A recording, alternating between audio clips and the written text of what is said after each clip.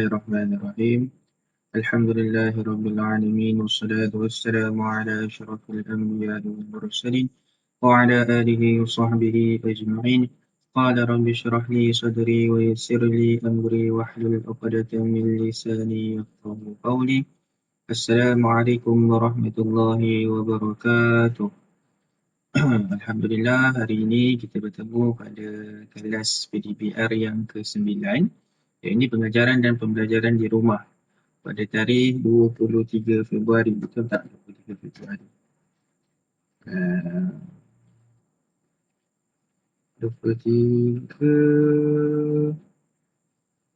23 Februari. Sekejap. Ya betul, 23 Februari hari Selasa. Sebab biasa Ustaz silap tarikh. Okay. Okay, jadinya hari ini untuk hari Selasa 23 Februari 2021. Dan hari ini kita akan mempelajari mata pelajaran hafazan, ibadat dan jenayat. Okay. Sebelum kita memulakan pelajaran, mari sama-sama kita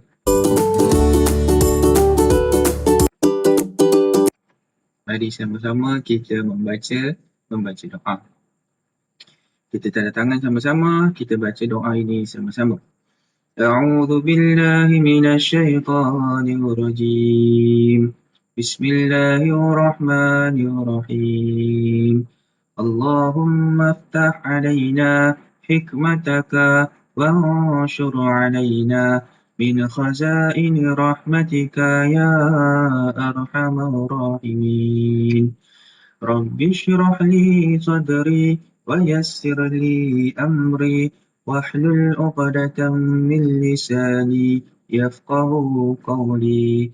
Walhamdulillahi rabbil alamin. Seterusnya kita akan membaca selawat tafridiyah bersama-sama. Kita ikut nyanyian ini bersama-sama. Bismillahirrahmanirrahim. Allahumma salli salatan kamilatan wa sallim salaman tamman ala sayyidina Muhammadin alladhi tanhallu bihi al-'uqadu wa tanfariju bihi al-kurabu وتقضى به الحوائج وتنال به الرغائب وحسن الخواتيم ويستسقى الغمام بوجهه الكريم وعلى آله وصحبه في كل لمحة ونفس بعدد كل معلوم لك. Amin amin ya rabbal alamin. Jadi selesai kita membaca selawat tafridiyah. Okay, sebelum kita memulakan kita akan memulakan mata pelajaran yang pertama iaitu hafazan, dan kita akan mengaji ataupun membaca surah Al-Insyiqaq ayat 1 hingga 10. Okay, jadi mana yang ada Al-Quran, ambil ismayah, pakai pakaian yang sopan menutup aurat, kemudian kita baca sama-sama surah Al-Insyiqaq ayat 1 hingga 10. Okay, ambil Al-Quran. Kalau mana yang ada Al-Quran. Mana yang ada mukadam, boleh ambil mukadam. Ataupun mana yang ada buku hafazan, kitab hafazan, boleh gunakan kitab hafazan. Kita baca sama-sama. Okay, jadi sebelum kita memulakan bacaan Al-Quran kita sama-sama membaca ummul kitab, iaitu pembuka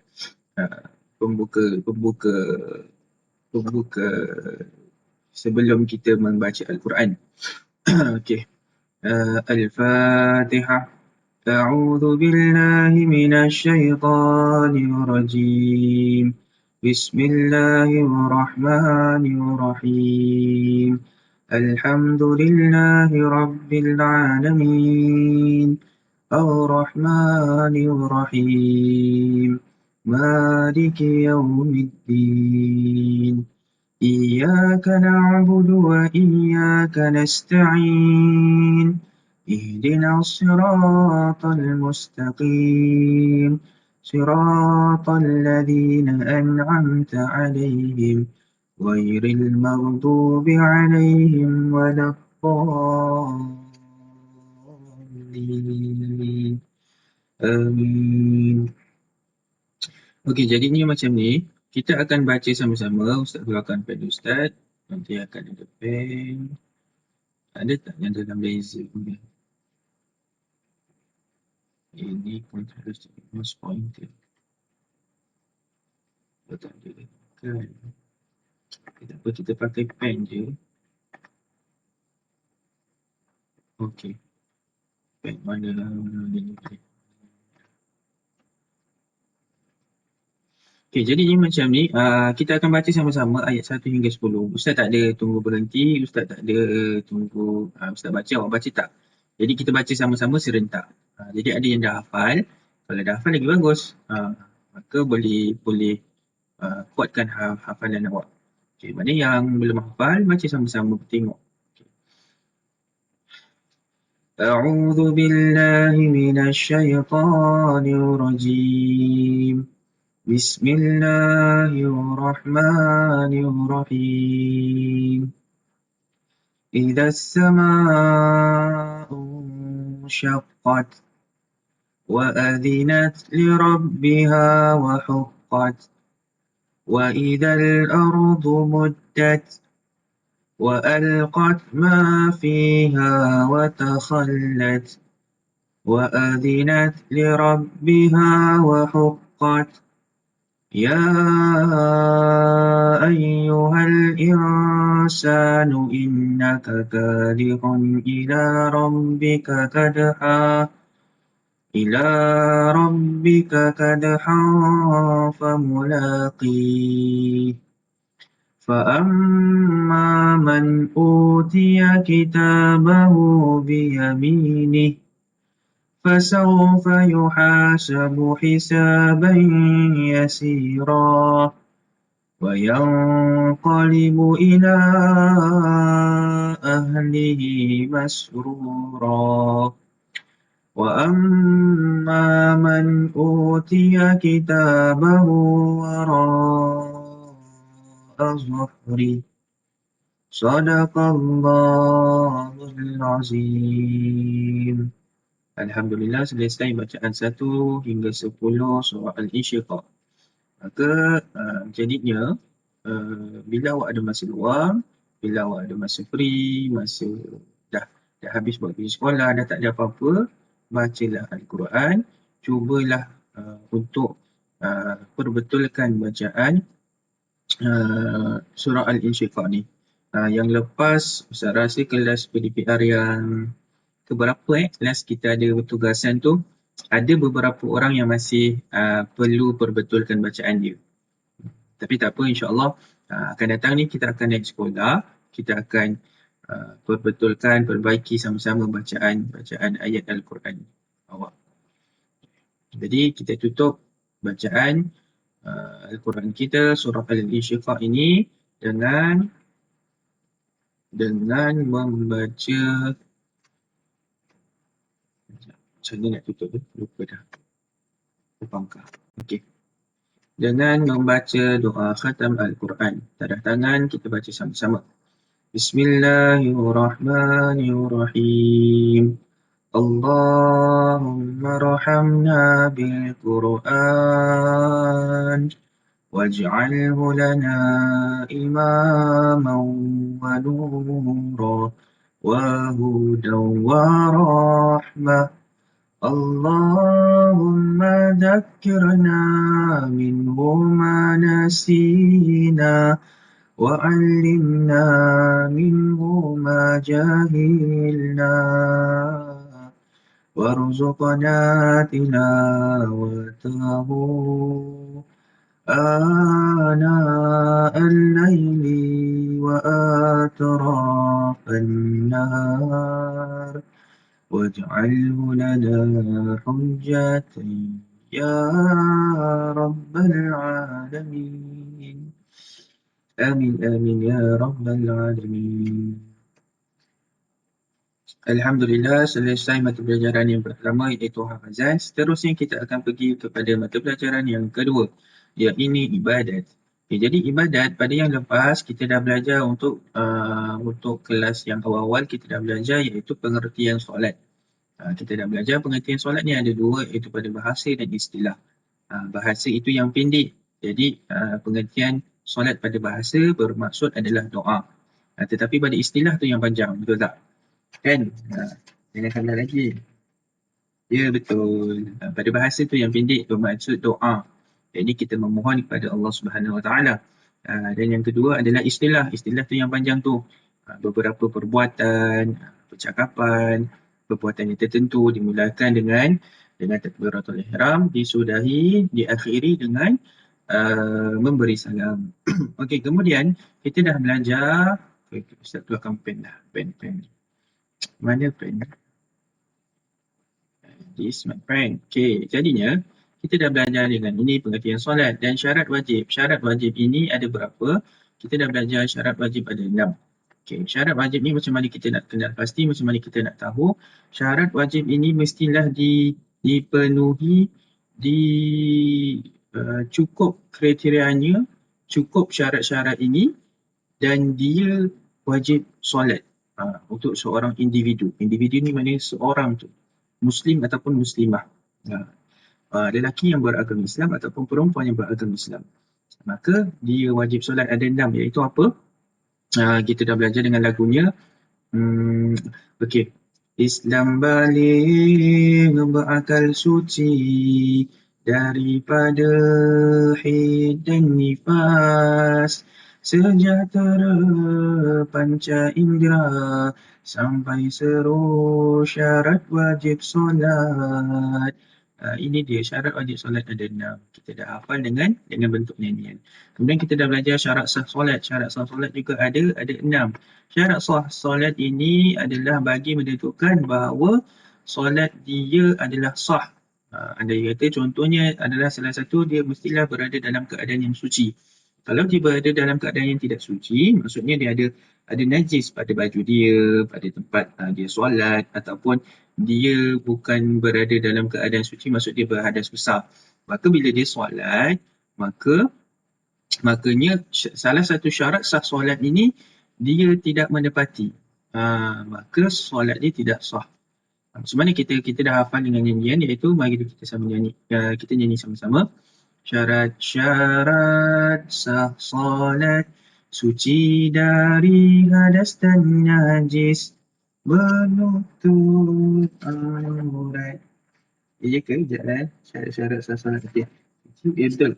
Menutup aurat, mengetahui cara solat di tempat yang suci, mengetahui masuk waktu, menghadap kiblat, itu sahaja dari kami. Macam itulah kita dah hafal. Kemudian selepas daripada 3 perkara yang kita dah belajar ini, kita telah mempelajari satu lagi tajuk iaitu rukun solat. Ini pen. Okey, ini pennya. Okey, jadi kita dah mempelajari rukun solat, tetapi kita hanya pergi kepada 4 sahaja rukun solat. Hari ini kita nak habiskan sehingga sampai ke 13. Ustaz akan cuba pergi laju paling cepat macam mana. Okey, jadi rukun solat ini ada berapa? Rukun solat ini ada 13. Dan 13 rukun solat ini terbahagi kepada 3 bahagian. Maksud 3 bahagian dekat sini, rukun ini adalah rukun apa? Rukun ini adalah rukun apa? Rukun ini adalah rukun apa? Itu maksudnya bahagian. Dia ada dalam 13 tetapi 13 terbahagi kepada 3. Untuk apa dibahagikan? Untuk mudah kita fahami macam mana pelaksanaan rukun solat tu. Macam mana rukun solat tu nak dilakukan. Itu sebabnya dia terbahagi kepada 3. Okey, yang pertama adalah qalbi. Yang lepas Ustaz nak berbetulkan, Ustaz ada tulis dekat YouTube bahagian description tu, deskripsi dekat bawah situ Ustaz berbetulkan ejaannya. Ada tambahan huruf ya kat belakang ni. rukun qalbi, rukun qawli, rukun fi'li. Ada ya dekat ujung belakang ni. Jadi kalau awak buat tugasan pun awak buat latihan, kalau mana yang salah tu kan, dia tak perasan ataupun dia tak perasan yang Ustaz dah betulkan dekat YouTube tu, Ustaz tanda tu, Ustaz dah tulis dah. Qalbi ada ya, qawli ada ya, fi'li ada ya. Okey, jadinya qalbi ini adalah rukun yang yang dilaksanakan dari hati ataupun oleh hati. Yalah.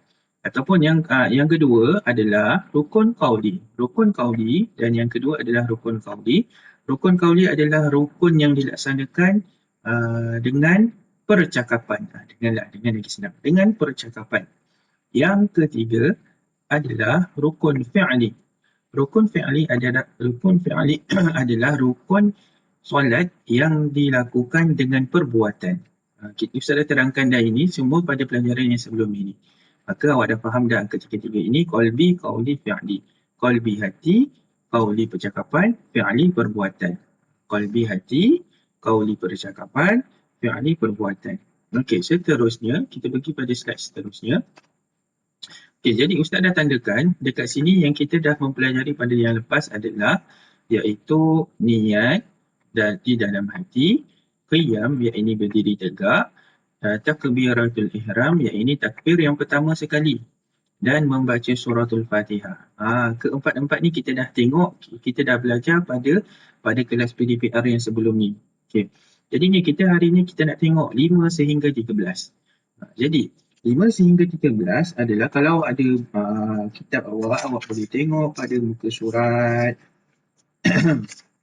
pada muka surat 14. Jadi ni kita kalau nanti lepas dah habis buat latihan awak boleh baca kitab. Dalam ni panjang, tapi kalau Ustaz nak baca dekat dalam video ni, nanti video ni akan jadi panjang sangat. Maka Ustaz akan ringkaskan sahaja. Rukuk ni macam mana kita dah tahu. Rukuk ini adalah daripada berdiri tegak. Ini contohnya kita solat, kita berdiri tegak macam ni. Jadi bila rukuk kita menundukkan kepala, menundukkan kita punya badan menegak ke hadapan macam ni. Ini dinamakan rukuk. Macam itulah rukuk. Jadi serta tumakninah. Apa itu tumakninah? Jadi ni awak daripada berdiri tegak tadi, dah baca suratul Fatihah, dah solat tu kan. Allahu Akbar, nak pergi ke rukuk ni. Jadi pergi ke rukuk, awak mesti buat awak akan baca zikir, iaitu Subhana rabbiyal a'la wa bihamdi. Betul tak? Subhana rabbiyal a'la wa bihamdi. Allahu Akbar. Jadi bacaan rukuk salah. Bukan Subhana rabbiyal a'la wa bihamdi, tetapi Subhana rabbiyal azimi wa bihamdi. Macam mana kita nak bezakan? Kadang-kadang kita macam confused macam Ustaz tadi kan, Ustaz confused sekejap. Kadang ialah sebab video ni rekodnya bila kan. Jadinya macam mana kalau kita confused, kita tengok maksud pada zikir tersebut. Subhana rabbiyal azimi wa bihamdi ialah Maha Suci Allah yang Maha Agung. Untuk Subhana rabbiyal a'la wa bihamdi, Maha Suci Allah yang Maha Tinggi. Maka bila kita sujud, maka kita berada dalam kita berada pada kedudukan yang paling bawah. Ialah kita dekat dasar, kita dekat lantai, kita dekat tanah. Kita sujud kepada Allah. Maka zikir yang betul, zikir yang sepatutnya kita baca pada sujud itu adalah Subhana rabbiyal a'la wa bihamdi, iaitu Allah yang Maha Tinggi. Jadi senang kita nak ingat. Untuk rukuk kan kita ni Allahu Akbar, kemudian Subhana rabbiyal azimi wa bihamdi. Kita menundukkan sebahagian badan kita ni, kita menundukkan sebahagian badan kita. Kalau sujud, kita terus bukan menunduk lagi, kita terus sujud ke bawah. Jadi ada dua, iaitu Subhana rabbiyal azimi wa bihamdi, Subhana rabbiyal a'la wa bihamdi. Jadi kalau cara kita nak ingat, ada kata kita terconfuse kalau ketika solat ke ataupun masa ada ujian ke, periksa ke apa-apa kan, kita confuse, kita keliru. Alamak, mana satu ni? Jadi macam itulah. Subhana rabbiyal azimi wa bihamdi, Allah Maha Agung. Subhana rabbiyal a'la wa bihamdi, Allah Maha Tinggi. Jadi bila kedudukan kita tengok, Oh, Allah Maha Tinggi. Jadi kita baca sebab ketika bacaan tu adalah ketika pada waktu sujud. Macam tu. Okey, jadinya rukuk ni secara ringkasnya kita mendudukkan sebahagian badan kita ni. Kemudian kita membaca zikir iaitu Subhana Rabbiyal Azimi wa bihamdi. Maha suci Allah yang Maha Agung. Okey, kemudian apa lagi Ustaz nak sentuh? Tomak Nina. Tomak Nina tadi. Sekejap ni apa ni? Okey. Jadi rukuk serta tomak nina, kita pergi ke sini. Rukuk serta tomak nina, kita dah tahu rukuk ni adalah mendudukkan sebahagian badan kita tadi ni. Dan tomak nina tu apa? Selepas kita berzikir tadi tu, Subhana Rabbiyal Azimi wa bihamdi, kita tak boleh terus bangun. Kita contoh, Subhana Rabbiyal Azimi wa bihamdi, Sami'allahu liman hamidah. Tak boleh. Maka tomak nina ni adalah berhenti seketika. Macam mana waktu tempoh dia, contohnya macam mana berhenti seketika tu, kita dah takbir, Allahu Akbar, Subhana Rabbiyal Azimi wa bihamdi, Subhana Rabbiyal Azimi wa bihamdi, Subhana Rabbiyal Azimi wa bihamdi. Berhenti seketika, ini adalah tomakninah. Barulah Sami'allahu liman hamidah. Berhenti seketika tu seberapa lama Ustaz? Awak tanya. Jadi berhenti seketika tomak nina ini adalah paling kurangnya seketika itu adalah dalam tempoh satu zikir. Contohnya lah macam mana kita nak tahu, kita zikir Subhanallah. Ada tak sampai 1 saat? Kurang daripada 1 saat. Subhanallah. Kurang daripada 1 saat. Tak, kita sebut Subhanallah. Ini adalah tempo. Subhanallah. Ini adalah tempo bagi tomak nina. Jadinya kita dah rukuk, kita baca Subhana Rabbiyal Azimi wa bihamdi, Subhana Rabbiyal Azimi wa bihamdi. Kemudian kita tomak nina. Tomak nina tu berhenti seketika. Seberapa lama? Seberapa yang tadi tu Ustaz sebut tadi tu. Subhanallah. Jadi tempoh itu adalah tempoh untuk tomak nina. Paling kurang. Jadi selepas tempoh tu barulah kita bangun untuk teruskan rukun yang lain. Jadinya kalau kita tengok, ianya kena buat dua-dua. Dia tak ada rukuk sahaja. Kalau rukuk sahaja, ini rukuk sahaja menundukkan bahagian badan. Tapi tak ada tomak nina. Maka sah ke tak rukun yang awak lakukan? Jawapannya tidak sah. Kerana apa? Rukun bagi rukuk ini adalah berserta dengan tomak nina. Jadi di sini sebenarnya banyak yang kadang-kadang kita tengok ada orang tu solat cepat sangat. Macam mana cepat sangat? Boleh ke cepat sangat? Dia boleh solat cepat tetapi dalam rukun dia mesti ada tomak nina. Terutama rukun i'tidal sujud ni. Yang mesti ada tomak nina ni, dia mesti lakukan tomak nina. Kalau dia tak lakukan tomak nina, ada kata dia Allahu Akbar, Sami'allahu liman hamidah, dia dah tak baca apa-apa. Lepas tu dia tak buat tomak nina. Maka apa dia? Maka solat dia sah ke tidak sah? Tidak sah. Sebab apa? Sebab rukun yang dia lakukan ini tak betul. Tak mencukupi. Tak ada tomak nina. Maka bila salah satu rukun ni tak ada, tidak mendepati, maka solat dia tidak sah. Jadi ke-13 rukun ini mestilah ditepati, mestilah dilakukan. Rukun ini benda yang wajib dilakukan dalam sesuatu ibadah. Contohnya awak buat ibadah puasa, ibadah haji, ada rukun-rukun dia. Macam tu. Okay, kemudian kita pergi yang kedua. Kedua adalah i'tidal. I'tidal ni apa? Bangun daripada rukuk. Sami'allahu liman hamidah, Rabbana lakal hamd. Lepas tu apa?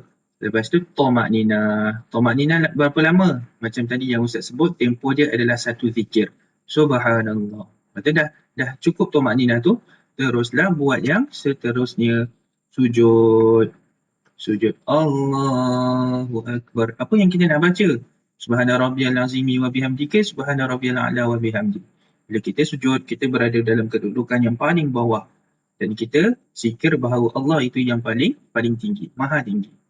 Jadi Subhana Rabbiyal A'la wa bihamdi. Sujud serta tomak nina. Dah baca bacaan tu Subhana Rabbiyal A'la wa bihamdi, maka kita buatlah tomak nina. Tumaninah macam mana? Berhenti seketika. Kemudian dah selepas sujud, kita tengok rukun seterusnya duduk antara dua sujud. Duduk antara dua sujud adalah selepas sujud ni tadi. Kita bangun Allahu Akbar. Okey, kemudian Ustaz nak perbetulkan. Hari tu Ustaz ada cakap takbir uh, takbir alamak, dah. Boleh type ke? Boleh lah, boleh type. Oh, baru tahu. Boleh type rupanya. Okey. Ustaz nak betulkan takbir. Oh, merah tak okey lah. Intiqalat. Intiqalat. Takbir intiqalat. Allah, hilang lagi. Takbir intiqalat. Ustaz cakap je lah. Takbir intiqalat. Sebab betul kan? Yang lepas Ustaz tersilap. Ustaz cakap apa? Ustaz cakap takbir istiqlal. Istiqlal tu maksudnya kemerdekaan. Ustaz Aziz. Jadinya, istilah yang betul adalah takbir intiqalat. Takbir intiqalat ni adalah takbir antara daripada satu rukun ke rukun yang lain. Contohnya, kita daripada sujud tadi, kita nak pergi kepada duduk antara dua sujud. Okay, kita daripada ni dah. Allah, ini dah. Okay, jadi kita daripada sujud, kita nak pergi kepada duduk antara dua sujud. Jadi sujud kepada duduk antara dua sujud, kita daripada sujud nak kepada duduk antara dua sujud. Jadi perpindahan rukun kepada rukun sujud kepada rukun duduk antara dua sujud, kita takbir. Bukan takbiratul ihram, tetapi takbir ini dinamakan takbir intiqalat ataupun takbir intiqal. Jadinya Allahu Akbar. Sunat kita takbir intiqalat tu. Dia takbirnya sama Allahu Akbar. Tapi membezakan takbiratul ihram dengan takbiratul intiqalat adalah takbiratul ihram adalah rukun. Takbir intiqalat bukan. Takbir intiqalat hanyalah sunat. Okey, jadi duduk antara dua sujud. Jadi macam mana duduk antara dua sujud kita pun dah tahu. Apa bacaan dia? Subhanallah. Rabbi ghfirli warhamni wajburni warfa'ni warzuqni wahdini wa'afini wa'fu anni. Jadi itu adalah bacaan bagi duduk antara dua sujud. Serta tumakninah. Tengok kat sini pun ada tumakninah. Kalau tengok rukuk ada, i'tidal ada, sujud ada, duduk antara dua sujud pun ada tumakninah. Maka setiap rukun yang ada tumakninah mesti dilakukan dengan tumakninah. Jadi kalau kita nak solat cepat sekalipun, mesti ada tumakninah. Baru solat kita tu sah. Jangan solat kita macam solat istilahnya patuk ayam. Patuk ayam macam mana? Laju sangat. Tuk. Sampai. Itu apa? Solat yang tak ada tumakninah. Solat tu sah ke tak? Solat tu sah ke tidak sah? Solat tu tidak sah. Kerana apa? Tumakninah ini adalah sebahagian daripada rukun solat. Okey, tashhad awal. Yashhadu. Tashhad awal. Okey. Tashhad awal adalah apa? Tashhad awal kita baca sebelum kita nak bagi salam. Betul tak? Tashhad awal tu tahiyat. Tashhad awal. Aku ni tulis tahiyat. Tashhad akhir. Tashhad akhir adalah sebelum kita nak bagi salam. Jadinya ataupun kita biasa panggil tahiyat akhir. Tahiyat akhir sebab apa? Sebab bacaannya at-tahiyyatul mubarakatus salatut tayyibatu lillah. Assalamu alayka ayyuhan nabiyyu wa rahmatullahi wa barakatuh. Assalamu alayna wa ala ibadillahi salihin. Ashhadu an la ilaha illallah wa ashhadu anna Muhammadan Rasulullah. Allahumma salli ala Muhammad wa ala ali Muhammad kama sallaita ala Ibrahim wa ala ali Ibrahim. وبارك على محمد وعلى آل محمد كما باركت على إبراهيم وعلى آل إبراهيم في العالمين إنك حميد مجيد. Lepas tu kita bagi salam. Assalamualaikum warahmatullahi wabarakatuh. Betul tak? Jadi ini rukun sebelum yang kita nak bagi salam. Tapi tasyahud akhir ini adalah rukun fi'li, perbuatan. Duduk kita duduk tasyahud. Oh, ni tasyahud akhir ni adalah rukun selawat. Tak. Ini adalah rukun fi'li sebab kat sini ada duduk dah. Okay, kat sini dah ada duduk. Jadi ini adalah rukun qauli, iaitu bacaan tasyahud akhir. Kemudian dalam tasyahud akhir, selepas tu kita ada selawat. Tadi kita bacakan Assalamualaikum ayuhan nabiyyu wa rahmatullahi wabarakatuh. Asyhadu an la ilaha illallah wa asyhadu anna Muhammadar Rasulullah. Allahumma salli ala Muhammad. Itu selawat atas Nabi. Jadi kalau kita tak baca tu, contohnya at-tahiyyatul mubarakatus salawatut tayyibatu lillah. Assalamu alayka ayyuhan nabiyyu wa rahmatullahi wabarakatuh. Assalamu alayna wa ala ibadillahis salihin. Asyhadu an la ilaha illallah wa asyhadu anna Muhammadar Rasulullah. Lepas tu kita terus bagi salam. Sah ke tak sah? Tak sah. Sebab apa? Kita tertinggal dia ini solat selawat atas Nabi. Allahumma salli ala Muhammad wa ala ali Muhammad kama sallaita ala Ibrahim. Sampai habis.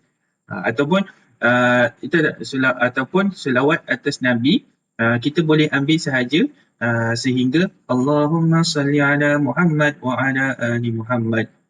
Lepas tu nak bagi salam pun boleh. Sebab apa? Rukunnya adalah selawat atas Nabi Muhammad SAW. Jadi kalau kadang ada sesetengah, biasanya kalau tersilap Ustaz Negeri Kelantan, dia memang bukan mengamalkan lah, sebahagian lah. Dia untuk bacaan tasyahud akhir ni, dia baca selawat sampai Allahumma salli ala Muhammad. Lepas tu terus bagi salam. Sah ke tak sah solat dia? Sah. Sebab dia mendapati rukun ini. Selawat ke atas Nabi Muhammad SAW. Kalau kita nak selawat yang penuh tu, yang kita biasa buat, Allahumma salli ala Muhammad wa ala ali Muhammad kama sallaita ala Ibrahim wa ala ali Ibrahim, sampai habis tu pun boleh juga. Tapi yang rukun yang wajib, rukun yang mendapati, mestilah selawat atas Nabi Muhammad SAW. Okay, seterusnya, ini bacaan selawat, ini bacaan tasyahud akhir. Maka ini adalah duduk pula. Duduk untuk bertasyahud. Ataupun selawat dan salam. Duduk, kalau kita biasa cakap duduk tasyahud akhir. Ataupun kita cakap duduk tahiyat akhir. Macam itulah. Jadi duduk macam mana? Kita dah tahu dah duduk. Tak boleh nak tunjuk dalam ni kan. Tapi kita dah tahu kedudukan tu. Nanti bila dah naik sekolah, insyaAllah kita akan buat amali solat. Bila amali solat ni, Ustaz akan tengok seorang-seorang macam mana cara awak solat, macam mana awak lakukan rukun-rukun ni, betul ke tidak, apa yang boleh diperbaiki, kita perbaiki. Okay, kemudian, duduk antara duduk ni adalah rukun fi'li lah. Rukun fi'li perbuatan. Maka kemudian memberi salam pertama. Okay. Jadinya, memberi salam pertama macam mana nak bagi salam? Assalamualaikum warahmatullahi wabarakatuh. Assalamualaikum warahmatullahi wabarakatuh. Jadi itu adalah selepas tahiyat akhir, tasyahud akhir. Kita memberi salam. Memberi salam yang pertama kalau awak tengok kat sini. Ya. Jadinya, andai katalah awak dalam keadaan yang kadang-kadang kita solat, tapi pernah kan kita rasa kita solat, tiba-tiba time tu lah kita tahan nak buang air kecil lah, tahan nak buang air besar. Sebenarnya perbuatan tu makruh. Tetapi kadang-kadang kita terlakukan. Kita solat, tiba-tiba kita solat dalam rakaat kedua macam tu, tiba-tiba kita rasa nak berak pula. Jadi kita dah rakaat kedua ni, kita rasa kita boleh tahan. Maka kita tahan daripada buang air kecil, buang air besar tu kan. Kita tahan, kita nak habiskan solat. Tapi ketika mana kita tahiyat akhir tu, kita nak bagi salam, kita memang dah tengah, kita kiranya dah kritikal lah tu. Kita dah tahan sakit perut tu. Jadinya, sekadar cukup apa kita lakukan memberi salam yang pertama. Tapi kita kena tahu, kita nak bagi salam pertama, kemudian kita nak habiskan solat. Maka boleh. Maksudnya kita bagi salam pertama je. Assalamualaikum warahmatullahi. Terus habis. Terus kita pergi buang air besar ataupun buang air kecil. Kalau kita dalam ataupun kita tahan biasanya kita tahan kentut macam itulah. Bila kita tahan kentut,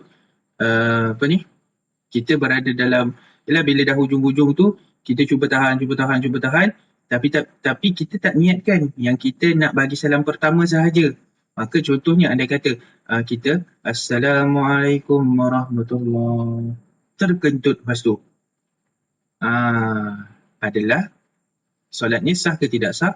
Tidak sah. Kerana apa? Kita tak niat yang kita nak bagi salam yang pertama sahaja. Tapi kalau kita niat Assalamualaikum warahmatullahi, lepas tu kita terkentut, itu sah.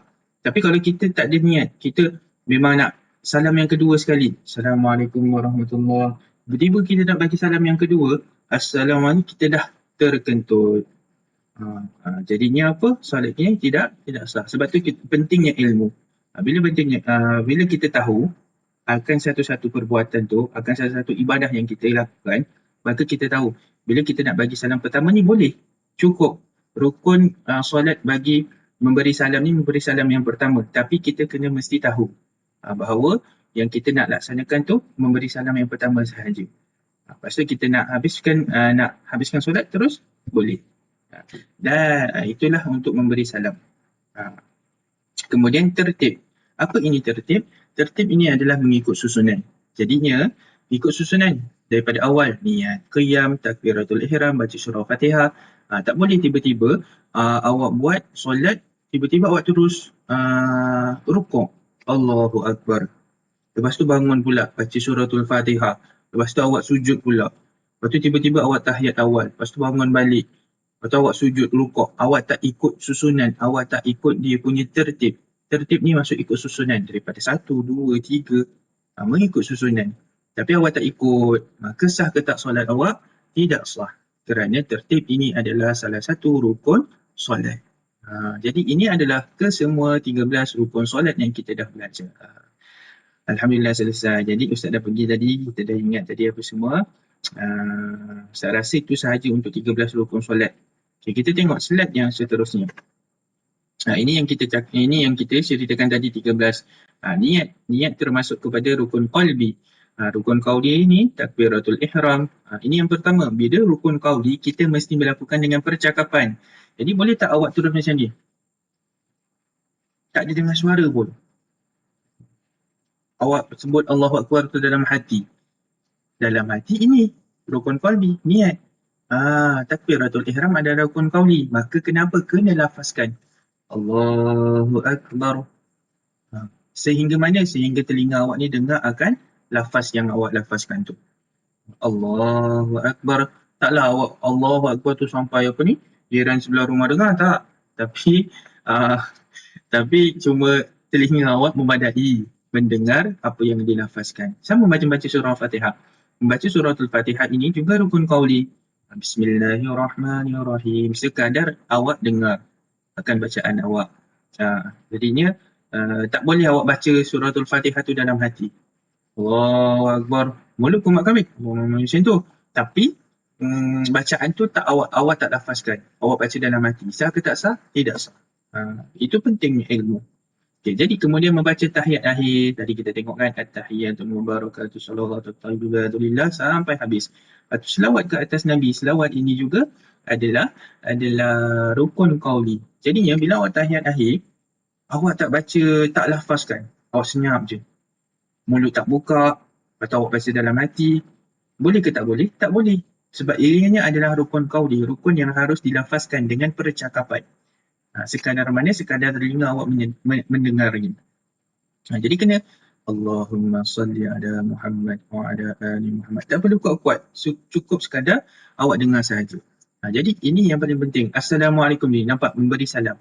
Memberi salam pun adalah rukun qauli juga. Assalamualaikum warahmatullahi.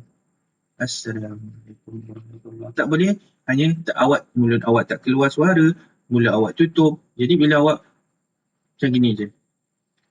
Betul ke tak betul? Tak betul. Sebab apa? Ianya adalah rukun qauli. Jadi kat sini kena tengok betul-betul. Rukun qauli ni yang mana? Dan rukun qauli ini mesti dilafazkan. Okay, rukun fi'li. Berdiri betul ni qiyam. Rukuk tadi serta tamakninah, iktidal. Sini kita tengok sujud. duduk antara dua sujud, duduk tahiyat akhir, tertib. Ini adalah rukun fi'li, rukun qauli dan rukun qalbi. Okay, jadi Ustaz rasa sampai itu sahaja untuk ibadat dan kita ada beberapa minit lagi. Okay, Ustaz tengok dah rekod berapa lama dah. 40 minit. Okey, kita pergi cepat saja untuk kita pergi dalam 10 minit untuk hukuman jenayat Islam ni. Okey, untuk hukuman jenayat Islam ini kita dah buat latihan dah sebenarnya. Awak dah buat latihan dekat dalam lembaran kerja yang Ustaz bagi darjah 5 tu. Jadinya hari ini kita cuma nak penerangan dan mungkin kita akan buat sedikit latihan nanti. Ustaz akan bagi juga latihan. Tapi Ustaz bagi latihan ringkas sahaja untuk jenayat ni sebab awak dah buat dah latihan yang lepas. Okey, jadinya dalam Islam ada tiga hukuman jenayat. Hukuman jenayat ini adalah bagi kesalahan sesiapa yang buat salah. Sesiapa yang membuat kesalahan akan dihukumkan dengan hukuman jenayah. Kalau kita panggil jenayat, jenayah. Jenayah ini, jenayah ni. Tapi dalam Islam sebutannya adalah jenayat. Jenayat Islam. Ini ejaan dia jenayat Islam. Ialah kita tengok apa maksud dia. Hukuman jenayat Islam ialah ketetapan yang mesti dijalankan sebagaimana yang telah ditetapkan di dalam Al-Quran dan Hadis. Jadi hukuman jenayat ni bukan manusia yang cipta. Bukannya orang lain yang cipta, bukan. Tetapi hukuman jenayat yang diambil ini adalah daripada Al-Quran dan Hadis. Jadi hukuman jenayat terbahagi kepada 3, iaitu hudud. Mana pen Ustaz? Iaitu hudud, qisas dan ta'zir. Kita tengok slide seterusnya ada apa. Okey, kita tengok hudud. Hudud ialah hukuman yang telah ditentukan oleh syarak berdasarkan nas-nas Al-Quran. Berdasarkan nas-nas Al-Quran dan hadis Rasulullah. Hudud ini berdasarkan nas Al-Quran dan hadis Rasulullah yang tidak boleh ditukar ganti atau dipindah sama ada ditambah atau dikurangkan. Apa tujuan bagi hukuman hudud ni? Tujuan bagi melakukan hukuman hudud ni adalah bagi menjaga dan melindungi hak Allah Ta'ala supaya kesejahteraan dan kehormatan Islam terpelihara keseluruhannya. Apa hukumnya? Hukumnya adalah wajib. Okey. Jadinya kita dah tengok jenayah untuk hukuman hudud. Apa jenayah dia, apa kesalahan dia? Antaranya adalah zina, qadzaf. Zina ini adalah hubungan yang dilakukan dengan cara yang haram. Maksudnya dia belum bernikah tapi dia dah melakukan hubungan. Maka hubungan seksual lah. Maka ianya itu adalah zina. Maka zina adalah hukumnya haram dan hukuman yang dikenakan kepada pelaku zina adalah hukuman hudud. Okay, kemudian qadzaf. Qadzaf ini menuduh zina. Maksudnya apa? Orang tu tak melakukan zina tetapi kita tuduh dia. Kita cakap sekian, orang ni dah berzina apa semua dengan simpulan. Maka tetapi selepas diperiksa rupa-rupanya itu hanyalah fitnah. Itu hanyalah dituduh.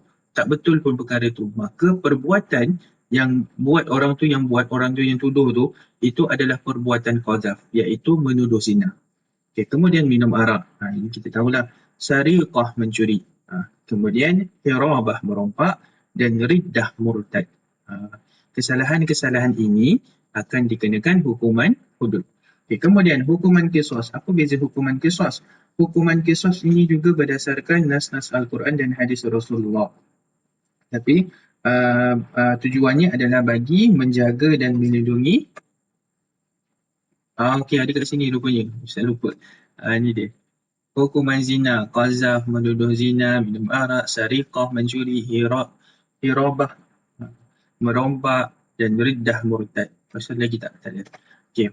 Jadi kemudian kita dah tengok hudud. Hudud ini kita dah tengok, kita tengok sekadar ringkas, qisas. Qisas ni pun sama juga tapi kesalahannya berbeza. Dan bentuk hukumannya, hukuman balas yang sama dengan kesalahan jenayat yang dilakukan. Okey, contoh apa kesalahan dia? Contoh kesalahannya adalah membunuh. Maka hukuman dia dihukum bunuh juga. Ataupun membinasakan tubuh badan. Dia mencederakan orang lain. Dia disiksa orang lain. Kadang ada kes di mana dia culik orang tu, kemudian dia potong tangan, dia potong bahagian-bahagian anggota tubuh badan yang penting, kemudian dia jual. Maka dia telah menyiksa orang tu. Dan dia dikenakan kesalahan atas membinasakan ataupun mencederakan orang lain tu, dia dikenakan hukuman qisas. Sama ada menghilangkan atau mencederakan mana-mana anggota tubuh badan orang lain. Kesalahan ini, jenayah ini dikenakan dengan hukuman qisas. Okey, kemudian apa lagi? Di bawah hukuman qisas ini juga terdapat hukuman diat, hukum diat. Ini ganti rugi. Andai katalah dia mencederakan tetapi dalam bentuk kemalangan. Jadi ataupun dalam bentuk kemalangan. Jadi orang tu cedera. Bila cedera, contohnya tangan dia cedera jari putus ke, apa-apa sahajalah dia tercedera anggota tubuh badan dia. Maka dia bersalah. Tetapi kesalahan dia itu boleh dihukum dengan ganti rugi dalam bentuk harta benda. Macam tu. Kan kalau tak, contohnya dia cederakan, dia potong tangan orang tu. Maka ini untuk senang nak faham, dia potong tangan orang tu, kesalahannya. Maka dia pun dihukumkan dengan potong tangan juga. Tetapi orang tu maafkan dia, tetapi meminta hukuman itu boleh diganti dengan ganti rugi. Tapi tadi hudud tak boleh. Hudud contohnya dia dah lakukan kesalahan ni, maka hukuman dia tetap dengan itu. Tak boleh dikurang, tak boleh ditambah. Tetapi qisas ini, di bawah qisas ni ada diat. Ejaan diat macam ni. Dan ini diat. Diat ni maksudnya apa? Hukum ganti rugi. Dia tak dikenakan hukuman qisas ni tadi, balas balik dengan kesalahan dia, tak. Tapi dikenakan dengan hukuman diat, iaitu ganti rugi. Dan last sekali kita nak tengok adalah ta'zir. Ta'zir ini adalah hukuman yang ditentukan oleh syarak dan tidak termasuk dalam hudud dan qisas. Dia tak termasuk, tak sama. Dan hukum ta'zir ini dia berdasarkan hakim. Hakim ataupun mahkamah lah. Contohnya apa kesalahan dia? Rasuah. Bila rasuah adalah hukuman yang mahkamah dah tentukan apa-apa dia, macam tu. Ataupun pecah amanah. Pecah amanah ni contohnya dia sepatutnya menjaga sesuatu tu. Ditugaskan menjaga sesuatu tu, maka dia kena jaga. Tetapi dia pecah amanah. Dia tak jaga ataupun diambil ke, macam mana ke, dia pecah amanah. Kemudian apa lagi? Merosakkan harta awam. Itu juga di bawah hukuman ta'zir. Mencela orang lain, menghidugam, berdua-duaan dengan mukah maram. Jadi kesalahan-kesalahan ini dihukumkan ta'zir dan mahkamah ataupun hakim yang akan tentukan apa yang sepatutnya dihukum kepada pesalah tersebut. Macam tu. Okey, jadinya sampai situ sahaja. Ada 3, hudud, qisas dan ta'zir. Hudud dan qisas, hudud hukuman tu tidak boleh ditambah atau dikurangkan. Tetap pada hukuman hudud. Okey, jadinya kita dah habis untuk mata pelajaran jenayat, iaitu kita dah tahu untuk hukuman hudud, hukum hudud, hukum qisas, hukuman qisas, hukuman ta'zir. Kita dah pergi ketiga-tiga hukuman ini, hukuman jenayat dalam Islam. Maka kita tutup sebelum kita habiskan kelas kita pada hari ini. Kita tutup dengan bacaan tasbih kafarah dan surah Al-Asr. A'udzu billahi minasy syaithanir rajim. Bismillahirrahmanirrahim. Subhanakallahumma wa bihamdika asyhadu an la ilaha illa anta astaghfiruka wa atubu ilaik. Bismillahirrahmanirrahim. Wal 'asr. Innal insana lafi khusr illa alladhina amanu wa 'amilus shalihat وتواصوا بالحق وتواصوا بالصبر. صدق الله العظيم. Amin amin ya rabbal alamin. Jadi insya-Allah kita akan jumpa lagi pada kelas yang akan datang. Ustaz ucapkan ribuan terima kasih kepada ibu bapa yang telah memberi kerjasama dalam melaksanakan PDPR ni.